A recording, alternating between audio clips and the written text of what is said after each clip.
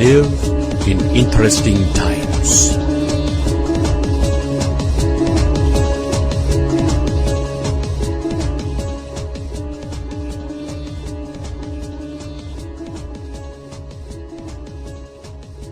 Part 2 of 2 interview with Dean Arnold on local and global Power Elite. My guest tonight is Dean Arnold. Dean comes back again. Last time we talked about his book, Hillary Invents, A Story of Love, Death, and Cover-Up. Dean is a journalist and a publisher in Chattanooga, Tennessee, and is the author of Old Money, New South, which is kind of what we're talking about tonight. We're talking about local elites and how that might give us some sort of insight into how the global elite operate.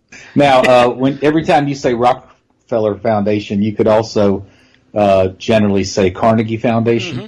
And but understand, Rockefellers took over the Carnegie Foundation. Yeah, that's another thing. Same with the Ford Foundation, by the way. Yeah, and I have a personal connection to Andrew Carnegie. Let me tell you that story.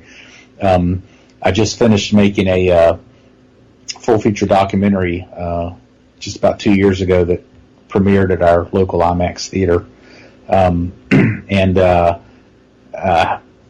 half of it's about my great-grandparents. He was a Jewish doctor in Hollywood, and he and his wife were promoting socialism and free sex way before it was cool at the turn of the century. And things kind of got out of hand, and she got depressed and wanted him to quit doing the free sex, and he didn't want to quit. Imagine that. And so she started getting depressed, quote unquote, and then she had a tumor, quote unquote. And then in 1922, she died as a middle-aged woman suddenly on the operating table, the day after the operating table in the recovery room. And but the nurse overseeing the recovery room was one of my great-grandfather's lovers. And the more we look into the story, the more it looks like it was early assisted suicide. So it's a morality tale from my perspective. And they were hanging out. They were really good friends with like Emma Goldman and Margaret Sanger and Clarence Darrow and all the great radicals of the first part of the 20th century. But so the movie is most kind of half about that, but then half of it is about this doctor's grandfather, who's my third great-grandfather, whose name was Theodore Tuttle Woodruff, who invented the sleeping car and was responsible for the start of Andrew Carnegie's fortune. And so how that story goes is Theodore Tuttle Woodruff was this cool little inventor, and so he invents the sleeping car. And Andrew Carnegie was one of the early investors in his company. And he tells the story, Carnegie, in his autobiography. He says, I was on a train one day, and I walked back into one of the train cars, and there was this little man back there with a little green bag, and he pulled this model car out of his bag and showed me his idea for a sleeping car. And Carnegie says, all of a sudden at once I had this aha moment, and I was like, wow, here's the future before me, and this is going to be fantastic. And so he talks about how he turned it into this thriving company, and he says that was the beginning of his fortune. Well, the truth is, T.T. Woodruff had already built a whole bunch of sleeping cars, and they were operating on 20 different railroads when he first met Carnegie. So Carnegie made up the whole story. But Carnegie did, in fact, make his start of his fortune off of Woodruff, and what happened was Woodruff was in litigation with George Pullman. George Pullman, of course, it ended up being called the Pullman sleeping car. Mm-hmm. George Pullman just started making his own sleeping cars and stole the patent from Woodruff, and it was illegal. And so Woodruff was suing him in court, and Carnegie was one of Woodruff's investors. And when he had bought enough of the stock and had got some other friends where he had controlling interest, he kicked out Woodruff, and he went and made a deal with Pullman and merged and took over the whole industry, and that's how he became the robber baron, aptly named. So meanwhile, Woodruff is fighting these guys and doesn't have enough money, because they've got all these high-priced lawyers. He writes a few years later. He writes this big long letter to the editor piece in the Philadelphia paper, And just after that happens, he's in a Philadelphia train yard. He's been in train yards all his life. He's very familiar with them, but he gets suddenly struck by a train and dies.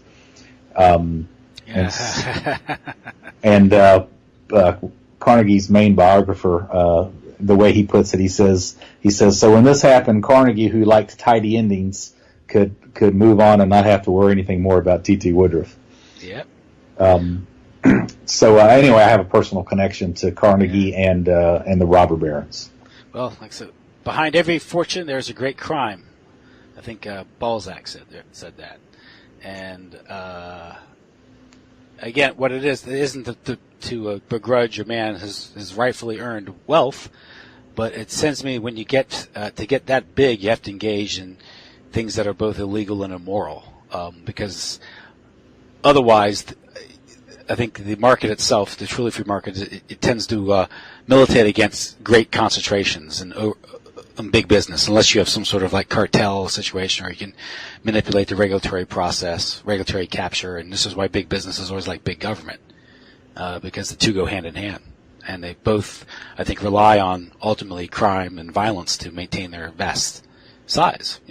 Yeah. So I would go back to the Christian or religious aspect again and again, because Carnegie was an atheist, and Carnegie, if the story that I told, if you can draw the conclusions I'm suspecting, he was not a moral man, he was not a Christian man, he was an atheist, and so he takes his great fortune and his foundation, and it's not going to be used for the same uses that some of these Chattanooga billionaires that I talked about use their money for. And then you take someone like Rockefeller, who funded the modernists, and then brought to his church the guy who is promoting the ideas that all the major tenets of Christianity are false. Who cares about the resurrection? Who cares if Jesus even existed? Let's just talk about some of the moral teachings in the Bible. This is who Rockefeller aligned himself with. So he's not a good man. He's not a Christian man. And so his fortune and his foundation is going to be used for malevolent purposes as well. And so, that religious bent, I think, is all important. Well, yeah, it keeps you, if you're worried about the hereafter, and all you think all that matters is the here and now, it's going to shape how you behave. For many people, especially people who have such extreme ambition and greed. Other people are checked by ethical or moral concerns, or just by their own limitations. But these men are very driven, hard-driven, ruthless men, and they're gangsters, more or less. The same fate befell the guy Diesel, right? The guy who invented diesel fuel. He was traveling across the English Channel to meet with representatives of the big oil company, Standard Oil, and because he developed fuel derived from I guess plant oil, and for some reason he fell over the side of the boat, and they took over his patent for diesel, and diesel became petroleum based. So funny how that works. Yeah. Another guy that died suspiciously with Carnegie and his right hand man, a guy named Henry Clay Frick. He was the head manufacturer or something. I don't know. He ran the whole plant. But so he was at the homestead, right? Yes. Yeah. Right. But this guy had owned many of the patents for the technology they were using to make steel. And one day he conveniently, he died in the furnace blast, and then Carnegie was able to buy all his patents for cents on the dollar. So that was another suspicious death that happened. And then of course, you're referring to the Homestead riots, which was another blight on Carnegie's fortune. And with Rockefellers, there was the Ludlow massacre, which the bad press from that induced them to hire Ivy Lee, I think, as PR, and he came with the idea of the Rockefeller dimes and the idea of charity. And I guess it's no coincidence the Rockefeller Foundation, the tax-exempt foundation, opened up for business in 1913, the same year, of course, that they passed the federal income tax law. One story I wanted to mention to you is so Carnegie and his right-hand man Frick, they right after the Homestead riots, I think they had a falling out, and so they became bitter enemies the last 20 years of their life. And as Carnegie was starting to die, he was getting conscience stricken, and he wanted to make amends with Frick. And they both lived in New York, near Central Park or something. And so Carnegie sent one of his guys to deliver a letter to Frick, seeing if he would meet with him. And Frick sent him back a letter, and he says, you can tell Carnegie, he says, I'll be happy to meet with him. He says, I'll meet with him in hell where we're both going. Really? Yeah. That's something that says a lot. Wow. That's on the record. Yeah. That reminds me of that movie with Tom Hanks and Paul Newman, where Tom Hanks played the hitman, Road to Perdition. Yeah, I didn't see it. Yeah. And there's a scene there he's talking to Paul Newman, and they're talking about the life they have chosen is that you always hear in mob movies. This is the life we have chosen. Right. And he goes, you and I both. There's some reference to heaven. I forget the context, but Paul Newman looks at him rather sternly and goes, "You and I both know we will never see the face of God." Yeah, same kind of thing, right? Kind of like this. It's this Faustian bargain that they make, and might explain the overall values of the elite, where they've chosen sides, and they said, well, I'll give you dominion over all the powers and principalities if you bow before me, and they made a different choice than Jesus made.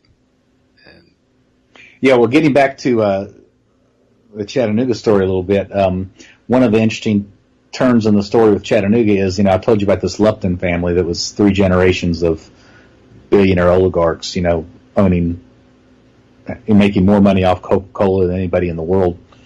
In fact, the first Lupton, I forgot to mention, he had a mansion that was 34,000 square feet, had an indoor swimming pool, a bowling alley, and all sorts of ballrooms and stuff. It was kind of like the Biltmore over there. It burned down tragically, but so Jack Lupton, the third one in the line, the grandson, he kind of went against the grain.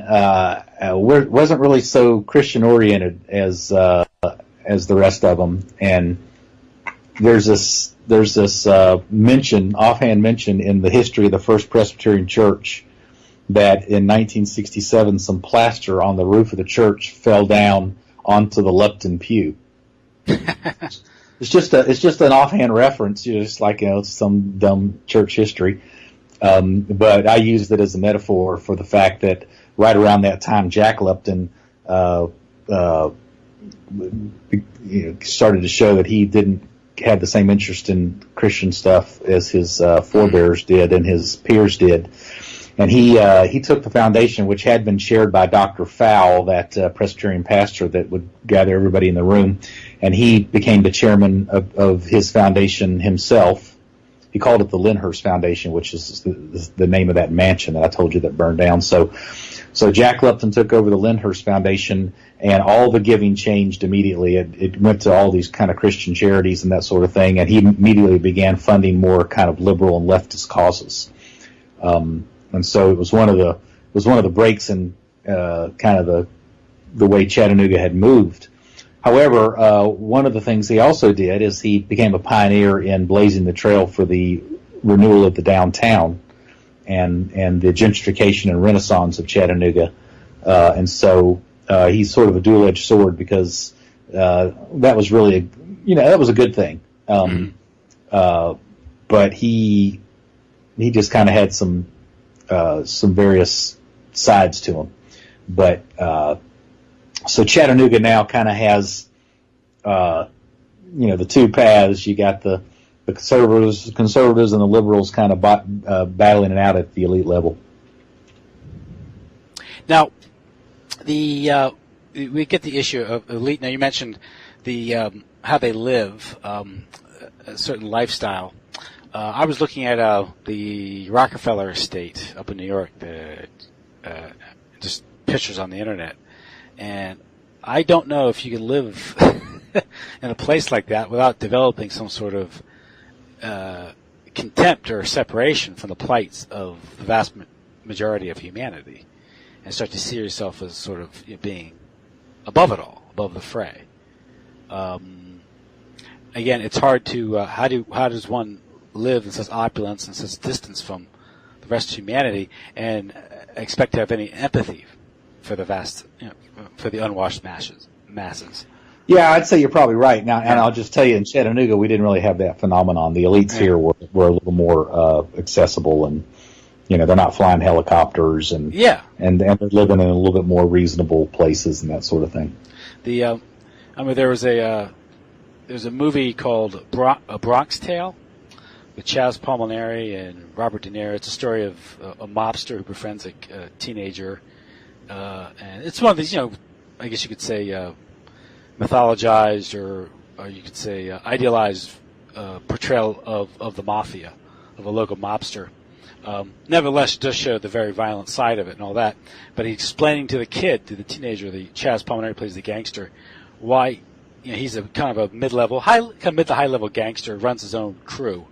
But the area he operates, he lives in the neighborhood that he operates in. He says other gangsters have moved out and they don't care. And this is the area that the drugs are moving in and all that stuff. Well, he lives in the neighborhood that he operates in, and he has an interest in, although he's the elite, I guess you could say, in that area, and he's the local crime boss. And so long as you don't cross them and you respect them, life is pretty predictable, But his point is, I live in my neighborhood, and I want to see my neighborhood do well. What he thinks is doing well, but bottom line is, he doesn't want to see it go to pot. Whereas some of these transnational elites, where if you're a Rothschild or you're even a Meyer Lansky or something, you can live in Canada, you can live in the United States, you can live in Israel, you can live in Switzerland. And same with the Rockefellers. It's the idea of some of the decisions they take at Bilderberg or at Davos, where they make these decisions regarding currency. Or should we take down an economy? Should we deindustrialize? Should we embark on a 20-year plan to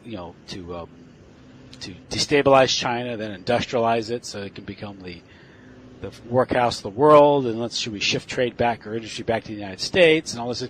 They're more or less they're moving humanity around like pawns where they take their decisions. At the same time, they're in a position to control things like monetary policy, tax policy, to start a war, to destabilize the Middle East, to cause a migrant crisis in Europe. So it's almost like, again, they have no real concern or love for their community. They don't have a community. They're transnational. Right, and and I have no analogy for that here because the elites here have very much been tied to the city of Chattanooga, and so they have cared about their community. But it's interesting that you made a story that at one level there was a generation that wanted to keep Chattanooga relatively poor so they could control it. So they didn't have to pay their employees higher wages. Yeah. So they're gonna exert their influence to retard development, to hold it back, because they see themselves. Although you could argue that the community itself might do better with the growth, their relative status would be weaker if it did grow, because they'd invite competition and things like that. So that's almost like it's being treated like a fiefdom. Right. And none of this, again, that power is nowhere represented in law itself, right? There's no law that says we control things. They're operating behind the scenes. It's not really talked about openly, but it's understood. By the way, I had a news publication in Chattanooga in the early '90s, and I used to write about that. Once in a while, I'd hearken into the fact that the elites were trying to keep the city from growing back in the day, and I'd be called names and a conspiracy theorist and all that kind of stuff. And so when I wrote this book and started interviewing the sons of these captains of industry, they confirmed everything that I'd written. So the conspiracy theorist was proved right. Yeah, I like to call myself a corruption theorist. It works a whole lot better. Well, it's just like when we talk about Bilderberg or the Rockefellers and David Rockefeller and what he's up to, and he's a globalist. He wants to go out and he wants to weaken American sovereignty, and he wants to create world government. Well, he's admitted as much in his own biography. I think on page 405 he admits that. I stand accused of being a globalist, of such and such, and of that charge I am guilty. And he boasted in his own biography about that. Yeah, what a goofball. Why did he do that? Yeah, here it is. It goes, it's like Larry Silverstein or something. But,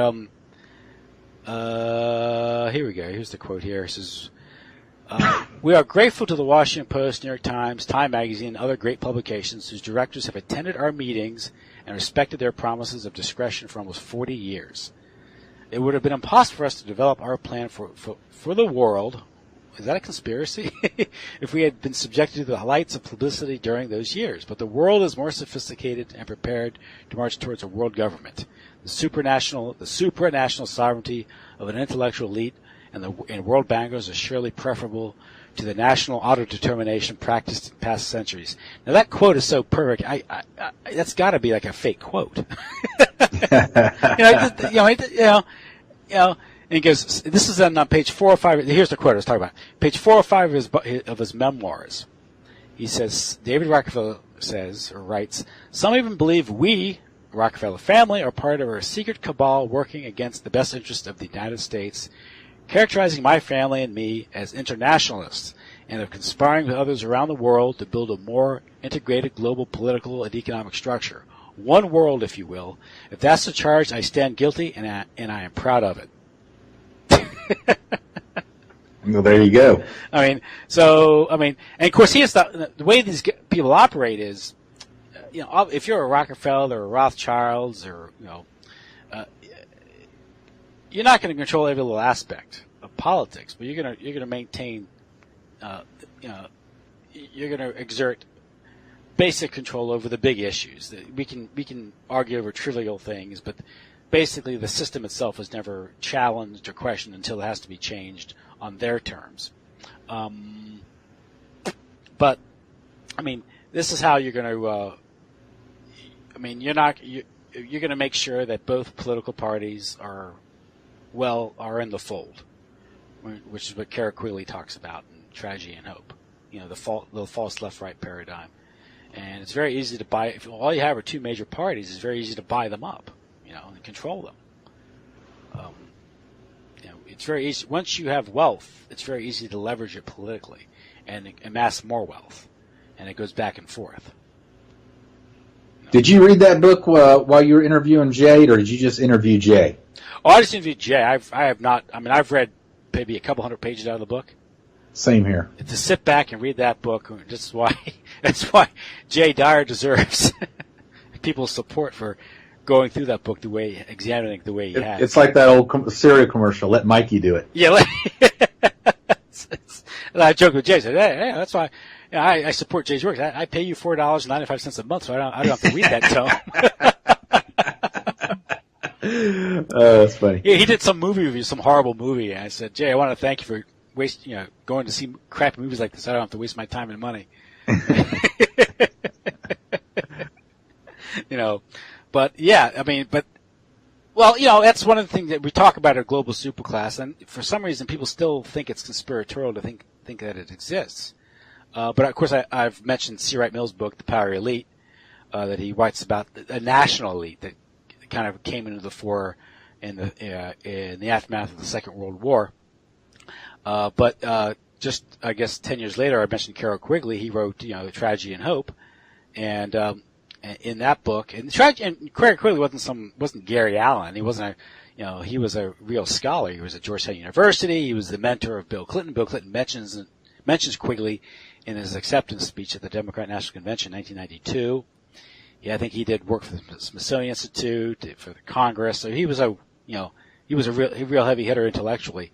He was a real academic, and he was in the establishment. Of course, Tragedy and Hope itself is sort of it's an apologetic for the insiders. So he's telling the Atlanticist perspective. It's supposed to be like a guidebook, or tell people who are going to work at the State Department, who are going to work at CIA, who are going to be at CFR, hey, this is our plan, this is how it works. So he has access to all their documents, and he, I think for the better part of 20 years, researched it and wrote this book, this tome, Tragedy and Hope. Is he still alive? No, he died in 1977. In 77? Yeah, 1977. He was like 65, 66 years old. So he didn't even have time to really kind of weigh in years later on, the reaction to his book and even backpedal and say, well, I didn't really mean what I said or something. Well, there's an interview. I did an interview with Kevin Cole last year on an article called "The Professor That Said Too Much." And Kevin Cole's article about it is the article that said too little, where he's interviewed by Washington Post reporter Rudy Maxa, I think is his name, who's kind of like an entertainment reporter or something. So the reporter didn't know really to ask the meaningful questions. I mean, that's no shock there. They never do. But in that interview, and you can get it, it's online, he talks about he was upset because a lot of the conspiracy theorists had taken up his book, because the book itself was reportedly suppressed, because it leaked out and it started to sell more than they intended it to be. And so what happened was there were orders going out for it, and the publisher was saying, was telling Quigley that that it was that no one wanted it, but the orders were going out for it, and the publisher was telling the book stores that the plates are no longer available. So at some level, it was decided that the book was revealing too much. It had gotten out. They didn't expect it to be as popular as it was. So it became pirated for many years. It's in print now. But he's talking about this in this interview, and he's upset about that. He also said that the publisher had destroyed the plates. He said once a book is no longer out of print, the plates revert to the author. That's what the contract and the law calls for. But nevertheless, they destroyed the plates. So there appeared to be an active effort to suppress the book.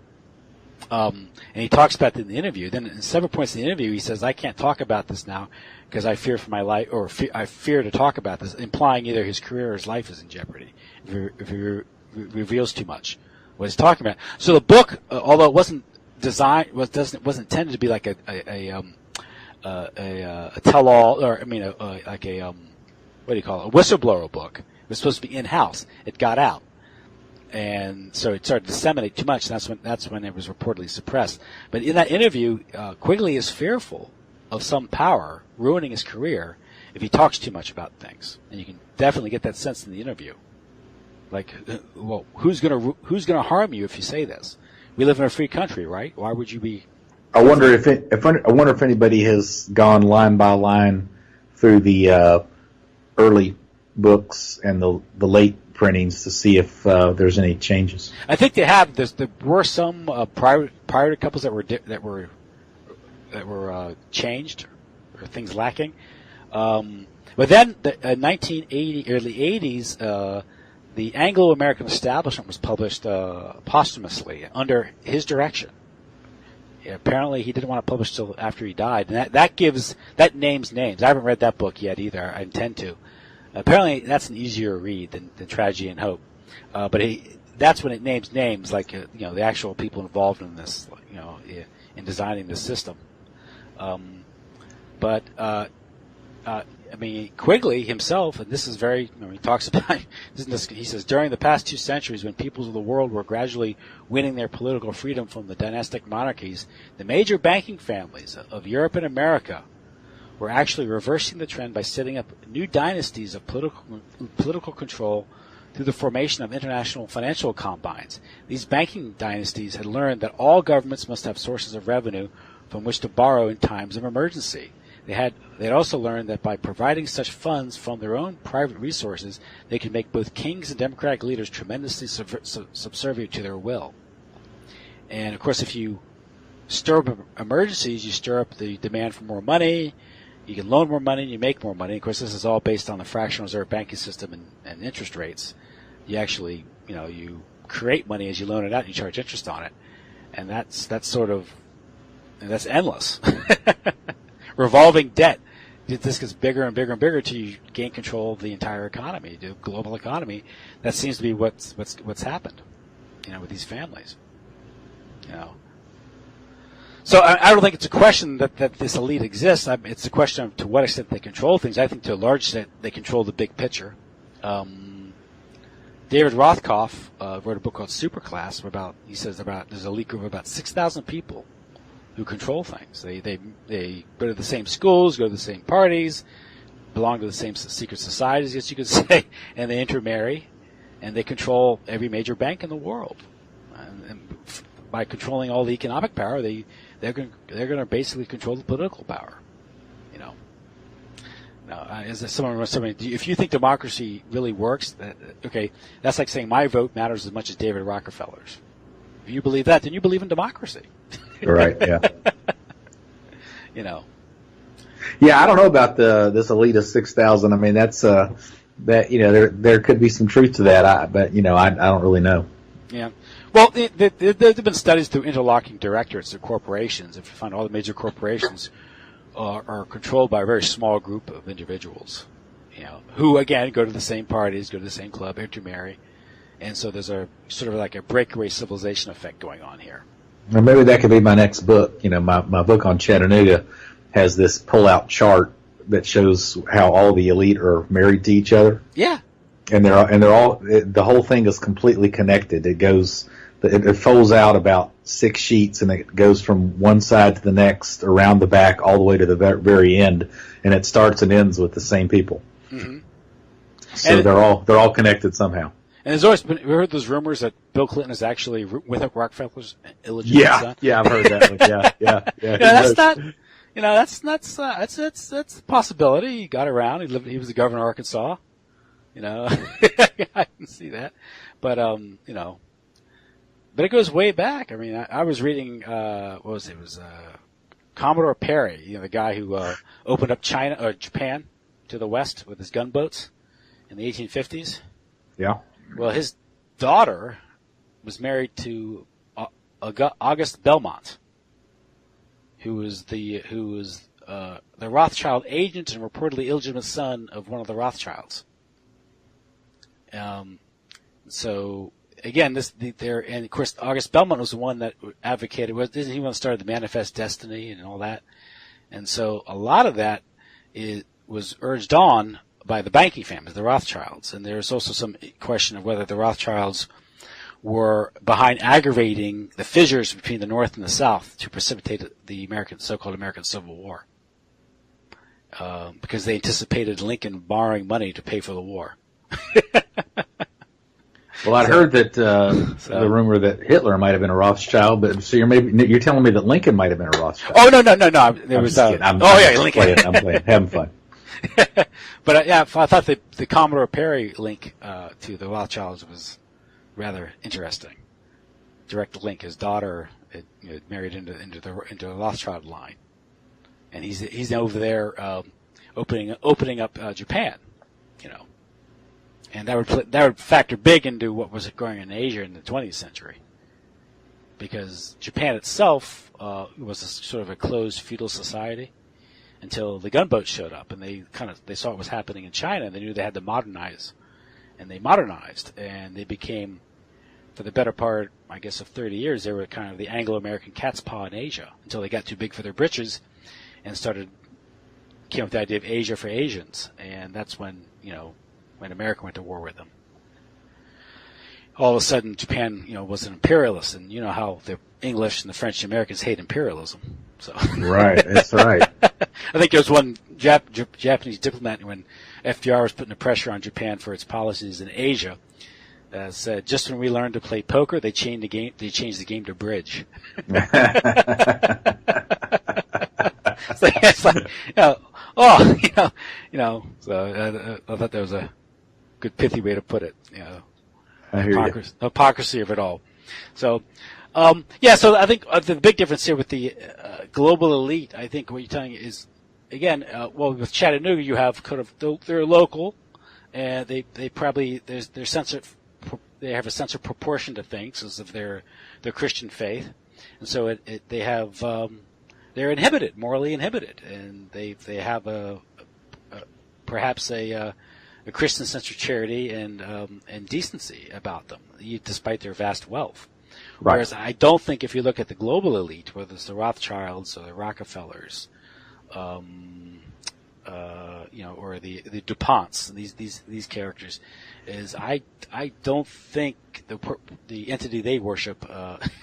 Right. Well, I think it's a little more glaring than that, because I think when you have that much wealth, the decision you make in your heart of which God you're going to follow is going to have much more drastic repercussions and consequences than your kind of average middle class person. So for the Chattanooga elite, that Christian faith moved them in a certain direction in a very strong way. But if you're a billionaire and you don't have any commitment to God, like you said, you don't care about you're not worried about repercussions for the afterlife, and you begin to move in another direction.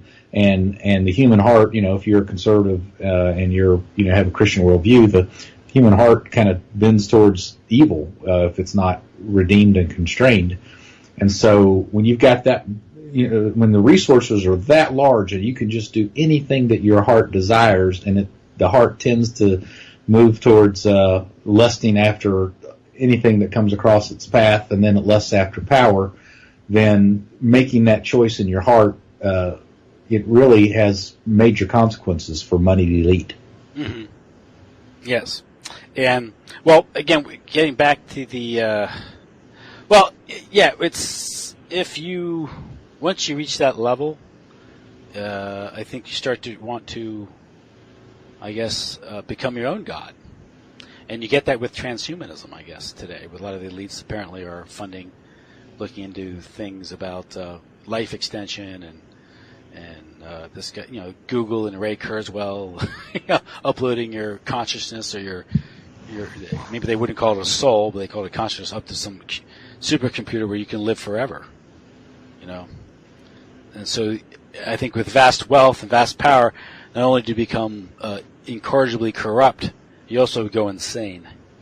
Yeah, and wanting a one world government just totally makes sense. That's naturally where anybody would go if they had that much power and that much money, and had the ability to start pulling the strings to move in that direction. Well, that's what the evidence suggests, because I think are you familiar with Norman Dodd and the Reese Committee researches in the 20th century? I think I've heard you talk about it a few times. Well, what they discovered was exactly that with the foundations, with the Carnegie and the Rockefeller foundations. I think this particularly was a Carnegie Endowment for Peace, but the idea was Rockefeller would handle domestic and Carnegie would handle international. But it was they were investigating this committee looking for communist infiltration. They thought they were chasing communists, but that was only one level.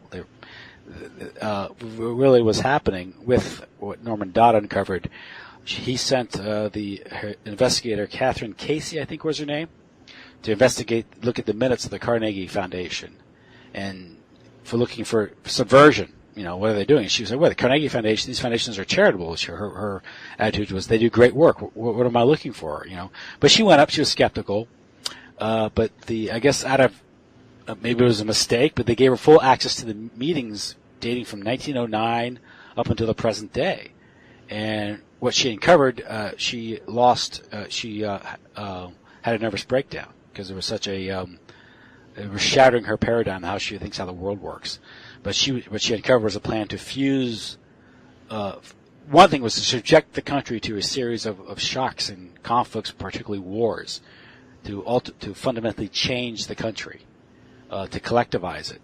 And once eventually there was a plan to fuse East and West with the communist world and the so-called capitalist West. And that's the Fabian model.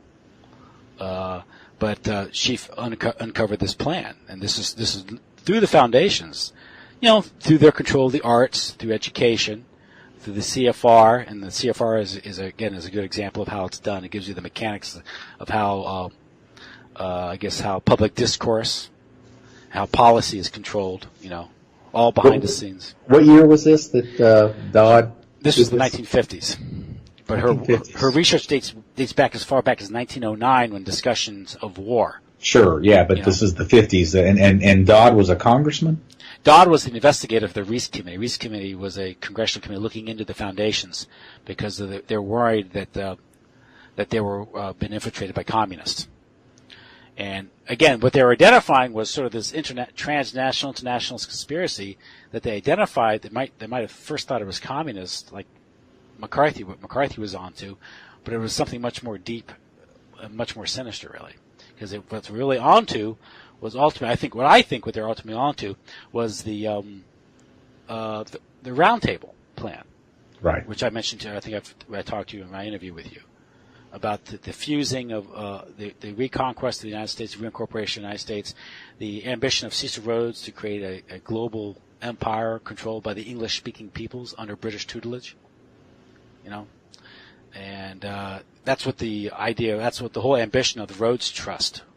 Did McCarthy stumble into that stuff as well, or did he just always think it was communism? I think he just always thought it was communism, but he was only seeing part of the truth. He was also put onto it by, I think he was put onto it by Hoover at the FBI, who didn't like the fact that the CIA had been created, and didn't like that a lot of his turf was being, trampled on by the Pentagon and the CIA. So there's a lot of bureaucratic infighting that explains that,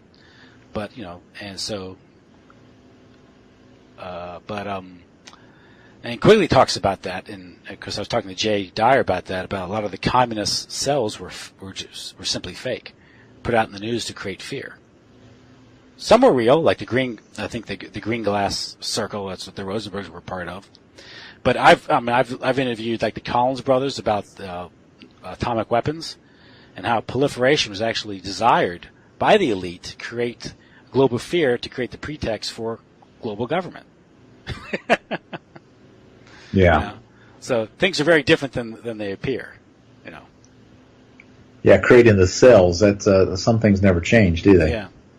So, but yeah, if you do the research, there is the evidence there to show that there obviously is a global elite who control national governments through their controlling of the financial system, ultimately, and that's what Quigley writes about. So they're not like your local elites, not at all. Yeah, but they're there. Same kind of thing as they have the power to the degree that the culture is declining, I would say. Yeah. And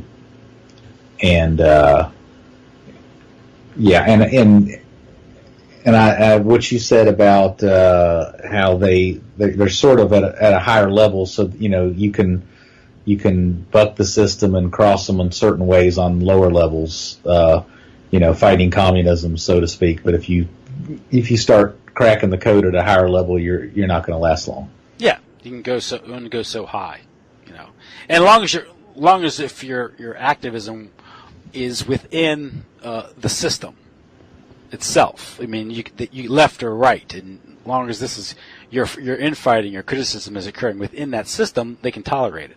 Because it's a dialectic that they can control and manipulate in some way, which we see. I think what we see today with the development of white nationalism. It's a response to a real problem, a problem that is being aggravated deliberately by the power elite, whether it's in Europe, here, or in the United States.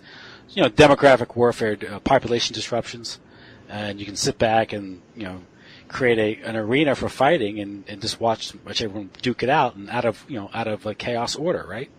That's a Freemasonic approach. So, and that's what's occurring. So, you can if you get people asking the wrong questions, you don't have to worry about the answer. I think that's what they want people doing, and so. That's what you have. I think a lot of what's going on in Europe is intentionally to destabilize these countries, to create a situation where everyone's infighting, and then you can that in itself becomes an argument for ultimately for stronger European Union as the nation states break down. I'd like to think that there's some aspects of Trump's agenda that really is aggravating the elites, and cracking down, with the when he says we're going to have, he doesn't say strong police state. What does he say? We're going to have, what's the phrase that he's used? crack the whip, but anyway, he's talked about stronger police force. Yeah. And that would fit into the dialectic, but I'm not so sure that his fair trade emphasis is necessarily online with what the elite's agenda, and I'm certain that his common sense, knee-jerk desire to have decent diplomatic relationship with Russia is not part of the elite agenda. So, so I'm not. I'd like to think that there's certain parts of what he's doing that is not fitting in with the overall agenda. But also, there's most of the chances a faction within the elite who realize the neoconservative faction is insane, and they have to be reined in, and that might signal why Trump is tolerated. That this faction is not monolithic. There are factions within this elite, and I have to think that there are some people who are looking at one faction saying, "You're crazy. You want to pick a fight with Russia? We're overextended. It's too weak. We need to regroup. We need to draw it back a little bit." And I like maybe that's why his candidacy was allowed to go through. Yeah, because Henry Kissinger would be in that camp. Mm-hmm. And whereas people like the neoconservatives, like the Kagans, and these are, of course, those are just functionaries. But it's again, this is like in your talk, I was looking at, you had a scene from The Godfather. Yes. Around the table, and this is kind of like probably how the world really functions. The world is a criminal syndicate, more or less. And the different factions, different families. It's like the Gabinos, and the Lucchese's, and what's the other family? One of the other families up there, and they have Corleone. They have different factions, and they work things out, and there's fighting, there's bloodletting sometimes, but ultimately they have to come together and work things out. And so I think that's unfortunately, or fortunate, or whether it's unfortunate or fortunate. I don't have a seat at their table, so I can only speculate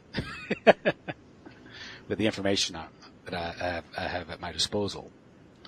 But I have to think, and I think it was Kath Austin Fitz said, if you want to know how the world works, is you have to watch all three Godfathers. So my response was, even the third one? Oh, okay. Have you seen the third one? Yeah, I did. When it wasn't that good.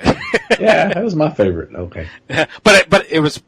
They say what it is. I saw it when I was in my 20s, and I probably enjoy it a lot more now. The other two I think are better movies, but the third is more revelatory, I think, because you have Michael Corleone going legit, and what does he do? He creates a foundation. Yeah, that's true. That's right. So, well, listen. I think we've talked about this. We've covered a lot here. Anything else you want us? Any observations or anything else? Anything we missed or anything? No. This book that I've been talking about is out of print, so we can't promote it tonight. But you can go to globalstoryline.com to hear some of my podcasts and also some of the articles that I've written about other things. So that's if you want to read more of my stuff, globalstoryline.com. That is, and you just started that podcast, right? Just about a month ago, yeah. Okay, and you've past interviews you've done, or different events you've posted up there, and more recent interviews. Of course, with yours truly appearing on one, Jay Dyer, and it goes most recently James Perloff on Christian Zionism, right? That's right, and then I'm about to post an interview with Michael Jones on logos versus anti-logos. I might give it a different sexy title. I haven't figured that out yet. I've also got some articles on there that I've written dealing with Ethiopia, 12 things that Ethiopian Christians can teach American Christians, 21 reasons to be an Orthodox Christian. I've got an article on what the Bible has to say about monarchism versus democracy, and I've got an article about my book Hillary and Vince. So if you want to get that book about Hillary Clinton and Vince Foster and that whole sordid affair, go to Amazon.com and type in Hillary Invents. Okay, great. Well, listen, Dean, thanks for coming on the show again.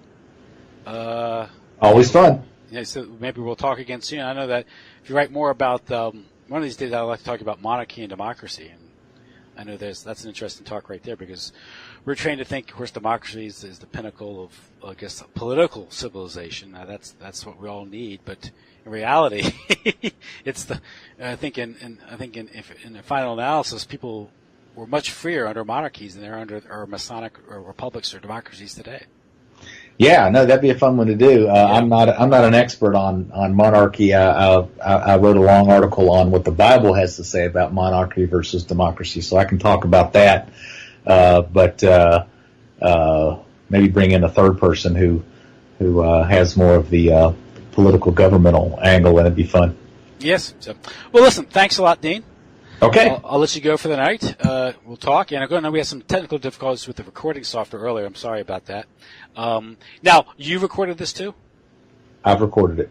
Okay, so good. Okay, good. So just in case, I'm going to check, make sure it was working, because I did the update. And sometimes when you do the update, you have to tweak, and you run into some problems. So I'll listen to the interview again. Yeah, if you had any problem at all, it's so easy for me to send you this recording. So just let me know. Excellent. Thanks a lot. Thanks for your patience tonight. All right, man. Enjoy it. Enjoy the rest of your weekend. Good night. Okay, Bye-bye. bye. Thanks. Bye-bye.